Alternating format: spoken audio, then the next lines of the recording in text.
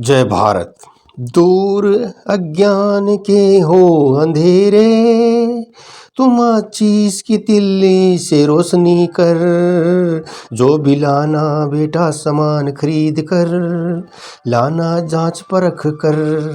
जांच परख कर इसी पाठ की खास बात है भाई। जो भी सामान लाना जांच परख कर, माँ कह रही है अपने बेटे हामिद से। पाठ का नाम है पाठ 90 हामिद और माचिस। कक्षा तीसरी में महक अभ्यास पुस्तिका में पाठ 90, 91, 92 का हल करेंगे। तो पाठ 90 हामिद और माचिस। हामिद की अम्मी जब भी उससे कुछ सामान मंगवाती तो उसे जांच परख करके लाने को कहती। एक दिन अम्मी ने हामिद से माचिस मंगवाई, ये भी कह दिया कि जांच परख के लाना, माचिस ख़राब न हो। हामिद दौड़ कर गया और दुकान से माचिस खरीद ली। घर में घुसने से पहले उसे याद आया कि अम्मी ने तो माचिस जांच परख के लाने को कहा था। उसने माचिस से एक तिल्ली निकाली और जलाकर देखनी शुरू कर दी। उसने सारी तिल्ली जलाकर देख ली। अब उसे यकीन हो गया कि माचिस ठीक ठाक है, सभी तिल्लियां जल सकती हैं। वह घर में घुसा और माचिस अम्मी को दे दी। अम्मी ने चूल्हा जलाने के लिए माचिस से तिल्ली जलाई, मगर तिल्लियां तो पहले ही जली हुई थी। अम्मी हामिद पर गुस्सा होते हुए बोली, ये कैसी माचिस लाए हो, सारी तिल्लियां जली हुई हैं। हामिद मुस्कुराते हुए बोला, अम्मी मैंने सभी तिल्लियां जलाकर देख ली हैं, सब जलती हैं। अम्मी गुस्से से लाल हो गई और अपने पैर पटकते हुए वापस चली गई। कहानी को पढ़कर प्रश्नों के उत्तर लिखें। हामिद की मम्मी ने माचिस मंगवाते समय क्या कहा? हामिद की अम्मी ने माचिस मंगवाते समय उसे जांच परख कर लाने को कहा। हामिद ने माचिस की जांच परख कैसे की? उत्तर है भाई, हामिद ने माचिस की सारी तिल्ली जलाकर जांच परख की। तीसरा प्रश्न है भाई, अम्मी को गुस्सा क्यों आया? माचिस में एक भी तिल्ली न पाकर अम्मी को गुस्सा आया। प्रश्न 4, जब आपको गुस्सा है तो तब आप क्या करते हैं? जब मुझे गुस्सा आता है तब मैं मंदिर चला जाता हूँ। सोच कर लिखें। कहानी से जुड़ी हुई वार्ता को पूरा करें। अम्मी जांच परख कर माचिस लाना, वह खराब ना हो। हामिद, अम्मी ने जैसा कहा था वैसा ही करना चाहिए। अम्मी, ये कैसी माचिस लाए हो? हामिद, अम्मी मैंने सभी तिल्ली जलाकर देख ली। अब इनमें से कौन सी चीज़ें जलाई जाती हैं? घेरा लगाएं। लकड़ी, माचिस, बत्ती, पटाखा, मोमबत्ती जलाई जाती हैं, चांद नहीं जला जाता। कौन सी चीज़ें साइकिल में होती हैं? लिखें। पहिया, हैंडल, घंटी, टायर, पैडल। आप कौन कौन सी चीज़ें अच्छे से परख कर खरीदते हो? पेन, कॉपी, जुराब, जूते, फल। अपने साथी के साथ वाक्यों में अशुद्ध शब्द पहचानें और वाक्यों को दोबारा लिखें। तो शुद्ध वाक्य बनेगा भाई, रमा अम्मी से झगड़ा कर रही थी। एक बूढ़ा बंदर पेड़ पर बैठा है। हम सब घर से बाजार जा रहे थे। पाठ 91 खरगोश। शेर और सियार दोस्त थे। एक दिन दोनों भूखे पेड़ के नीचे बैठी थी। तभी सियार ने वहां से गुजरते हुए खरगोश को देखा। सियार शेर से बोला, आज खाने में खरगोश को खाएंगे। शेर, हाँ मगर उसे पकड़ेंगे कैसे? सियार, मुझे एक तरकीब सूझी है, तुम मरने का नाटक करो, मैं तुम्हारे ऊपर कपड़ा रखने के लिए खरगोश को बुलाऊंगा। जैसे ही वो आएगा उसे हम पकड़ लेंगे। शेर ने ऐसा ही किया जैसा सियार ने कहा था। खरगोश टहलते हुए आया। खरगोश पास आकर सियार से, अरे भाई सियार, क्या हुआ, तुम इतना क्यों रो रहे हो?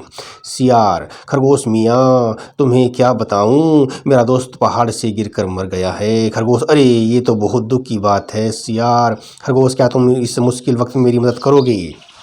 खरगोश, हाँ बिल्कुल। सियार, क्या तुम ये कपड़ा मेरे दोस्त के ऊपर रखने में मदद कर सकते हो? खरगोश कुछ देर रुका और सोचता रहा।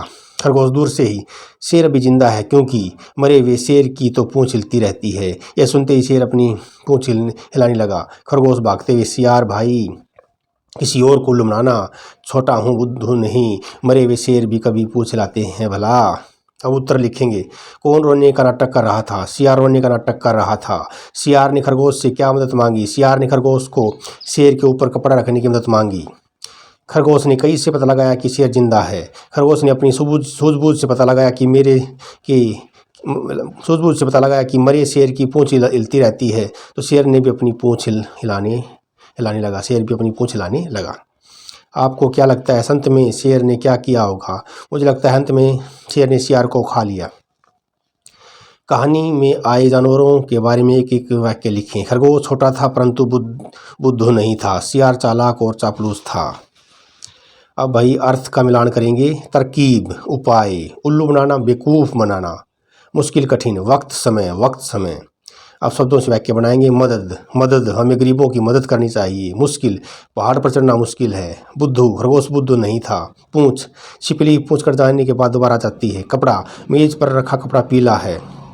क्या आप सपना देखते हैं? तो कोई एक सपना यहाँ लिखें, साथ में एक चित्र भी बनाएं। चित्र में जैसे वही एक सपना देखा शेर के बारे में, सपना देख लो भाई। शेर के बारे में सपना आया, सो रहा था बच्चा, मैंने सपने में शेर देखा, शेर दहाड़ रहा था, शेर मेरी तरफ आ रहा था, मैंने चिल्लाया और मेरी नींद खुल गई। अब दुकानदार और ग्राहक के बीच में बातचीत हो रही है। लिखें ग्राहक, ये टॉफ़ी कितने रुपए की है? दुकानदार, एक टॉफ़ी 1 रुपये की है। ग्राहक, मुझे 5 रुपये की टॉफ़ी दे दो। दुकानदार, हाँ अभी देता हूँ। ग्राहक, ये लो 10 रुपये और मेरे 5 रुपये वापस दे दो। पाठ 92, राजू और काजू। राजू और काजू। एक था राजू एक था काजू, दोनों पक्के यार, एक दूजे के थामे बाजू, जा पहुँचे बाजार। भीड़ लगी थी धक्कम धक्का, देख रहे गए हक्का बक्का, इधर उधर वे लगे ताकने, यहाँ झाँकने वहाँ झाँकने, इधर दुकानें उधर दुकानें, अंदर और बाहर दुकानें, पटरी पर छोटी दुकानें, बिल्डिंग में बड़ी दुकानें, सभी जगह पर भरे पड़े थे दिए और पटाखे, फुलझड़ियाँ, सुरही, हवाइयाँ, गोले और चटाके। राजू ने ली कुछ फुलझड़ियाँ, कुछ दिए, कुछ बाती, बोला मुझको रंग बिरंगी बत्ती ही है भाती। काजू बोला, हम तो भैया लेंगे बम और गोले, इतना शोर मचाएंगे कि तो बाहर कोई बोले। दोनों घर को लौटे और दोनों ने खेल चलाए, एक ने बम के गोले छोड़े, एक ने दीप जलाए। काजू के बम गोले फटकर मिनट में हो गए खाक, पर राजू के दिया बाती जले देर तक रात। राजू और काजू क्या देख कर अक्का बक्का रह गए? राजू और काजू भीड़ देख कर अक्का बक्का रह गए। राजू और काजू किस त्यौहार के लिए सामान खरीदने गए? राजू और काजू दिवाली त्यौहार के लिए सामान खरीदने गए। त्योहारों पर आप क्या क्या खरीदते हैं? त्योहारों पर मैं मिठाई, फुलझड़ियाँ, रंगोली का रंग खरीदता हूँ।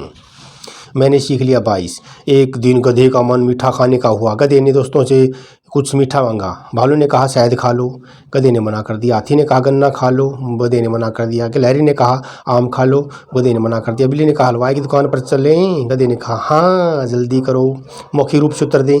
गधे ने दोस्तों से क्या मांगा? कुछ मीठा। बिल्ली ने गधे से क्या कहा? हलवाई की दुकान पर चलें। गधा क्या खाना चाहता था? मिठाई। अब सुनकर वाक्य लिखेंगे। वही टीचर बोलेगा, आप लिख देना बच्चे। सभी बच्चे स्कूल के मैदान में खेल रहे थे। मोर सुंदरता का प्रतीक माना जाता है। अब अभ्यास टेस्ट होगा, ग्रुप 1 और ग्रुप 2 होगा। ग्रुप 1 में जो कमज़ोर बच्चे आएंगे उनका अलग सा काम होगा, और ग्रुप 2 में जो होशियार बच्चे हैं उनको टीचर अलग वाक्य लिखवाएगा। जय भारत जय भारती।